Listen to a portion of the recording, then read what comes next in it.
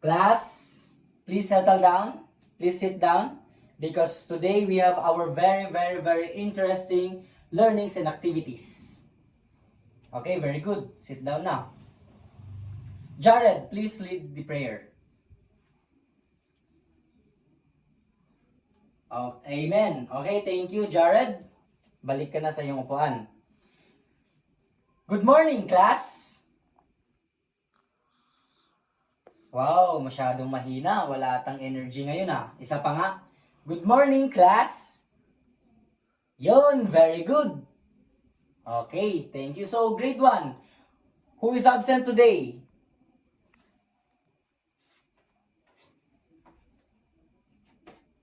Harid, absent? Okay. Grade 2, who is absent today?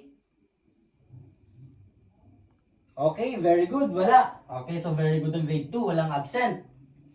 So, before we proceed sa ating very interesting learnings and activities, did you class remember our classroom rules?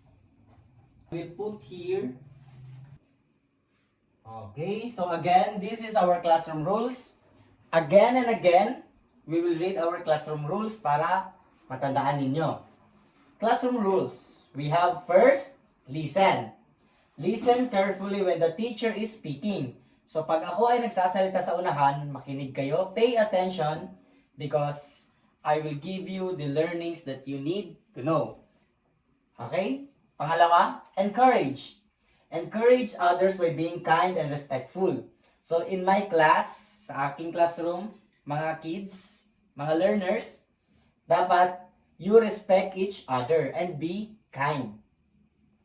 So third, always do your best in every activity. So, ang kailangan ko dito class is makinig at makisali sa ating activity. Next, raise. Raise your hand before speaking or asking questions. Okay, so paulit-ulit ko itong sinasabi class. Before we speak, we raise our hand. Okay. And the last, never. Never give up and keep learning every day. Okay, did you get it? Okay. So, meron ba tayong assignment last meeting class? Grade 1? Okay, so please pass your assignment at the table. Grade 2, meron ba? Okay, so please pass your assignment. Okay. Now, who can remember our last topic? Wow, Michael, very good. Yan. Ikaw nakinig ka talaga, Michael Grade 2. Wow, si RG, nakinig siya sa ating lesson. Last meeting. Very good, RG. Wow, very good, RG. Now, we are going to have an activity. Please, class, grade 1, grade 2, please all stand. Because we have our very interesting activity. Now, class, you will join me in dancing. Para we have energy. Okay ba? Okay, very good. So, let's do the dance. 2, 1.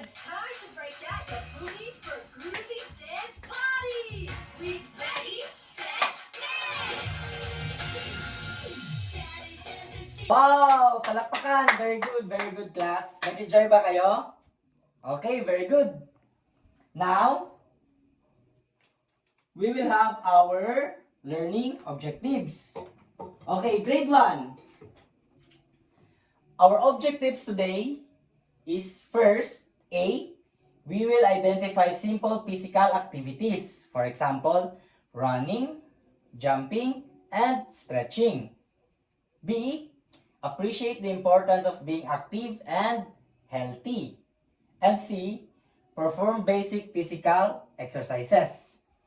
Now, grade 2, para naman sa inyong grade 2, ang ating goal ngayong araw ay we will recognize basic motor skill used in daily activities and simple games. B, develop positive attitude towards staying active and healthy. And C, perform improved gross motor skills and fine motor skills. Okay, nakuha ba natin? So, makinig kayo class. Kasi ang ating topic for today is all about post. Now, our topic for today is all about physical fitness. Okay, very good. Pero bago natin ito pag-aralan, syempre, we have more activities. I have more activities for you. Okay, grade 1. I have here a picture that I will show to you. And you will identify what are they doing in the picture. Okay. Anong ginagawa ng nasa picture? Wow, very good. Tama. She is stretching her body. Okay, second one. What are they doing? Okay, very good. They are playing. And the last picture, what's the boy doing? He is,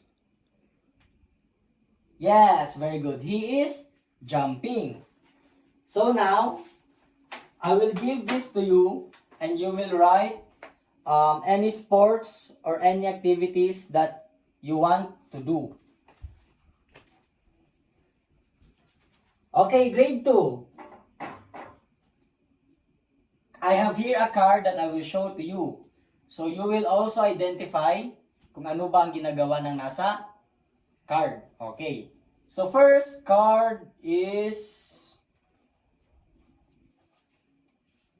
what is the boy doing? He is painting. Tama. Very good, Castre. Now, the second one. What is the girl doing? Okay, Rachel. Very good. She is cutting. Now, this one.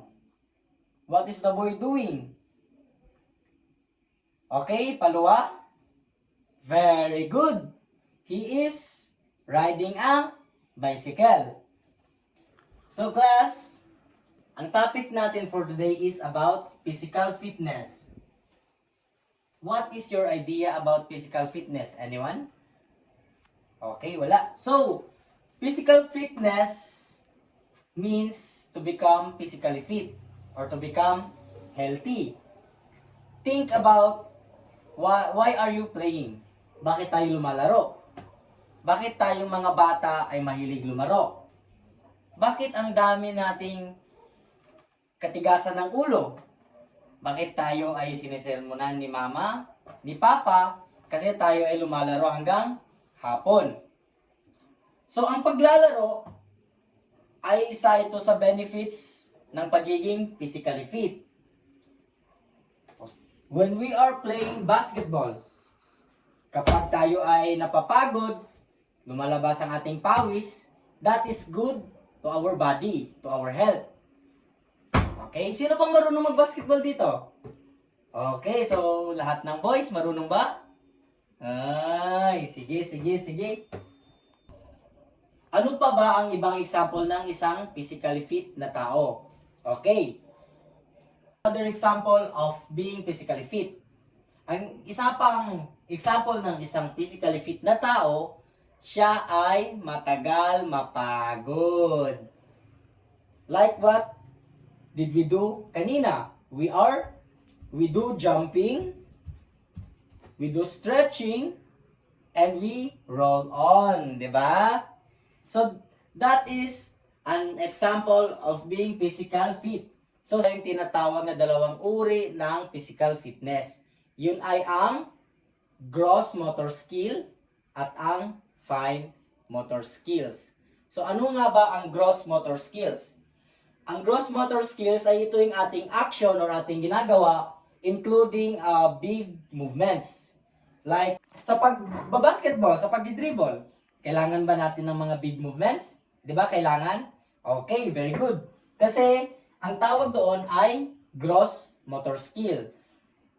If we push this table, kailangan ba natin ng big movements? Yes, kailangan natin ng power ng muscles. So, yun ang example ng gross motor skills. Kung binibitbit natin ang ating mga bags papunta dito sa school, di ba? Kailangan natin ng big movements. Okay, so that is one of the main examples of gross motor skills. Sa fine motor skills naman, ano nga bang fine motor skills? So, ang fine motor skills including a minimal movements. For example, ang pagsusulat, writing. If we write something on the board on our assignment, ang kailangan lang natin na movements is our hands. Okay. So, ulit, ang physical fitness is being physically fit. Ang pagiging healthy ay hindi nasusukat sa ating katabaan or kapayatan. Okay, so ang physical fitness, ulit, ay merong dalawang uri. The gross motor skills and the fine motor skills. Ano nga ulit yung gross motor skill, class? Gross motor skills include big movements. Okay, big movements. Kanina, di ba, we do jumping. So, we do big movements. Now, sa fine motor skills. Fine motor skills include small movements like writing, sitting, painting, and many more. Ating lesson today, class? Okay, very good. Now, meron pa akong isang activity para sa inyo. Now, let us all stand. Tumayo tayong lahat, class. Okay. Now, I will do movements and kayo gagayahin nyo ako. Okay? Kuha nyo? Okay, example. Michael, tumayo ka dyan. Okay, Michael, sundin mo ang aking ginagawa. Okay. So, let's do it, Michael. 1, 2, 3. I am jumping, I am stretching. Everyone, let's do this. Okay, 1, 2, 3, go. I am jumping and stretching and stretching. Masaya bang lahat? Very good. Palakpakan. Now, grade 1, please rest, relax muna kayo. Kasi alam kong napagod kayo, especially grade 2, meron akong another activity para sa inyo. Bibigyan ko kayo ng piece of paper. Tapos, magdodrawing kayo ng something na ginawa natin kanina. For example, jumping. You draw yourself doing jumping. Stretching. You do yourself doing stretching. Okay, gets? Okay, very good. Grade 1, nakapahinga na ba kayo? Okay, tama. Grade 2, tapos na ba ang pinagawa ko? Okay, good.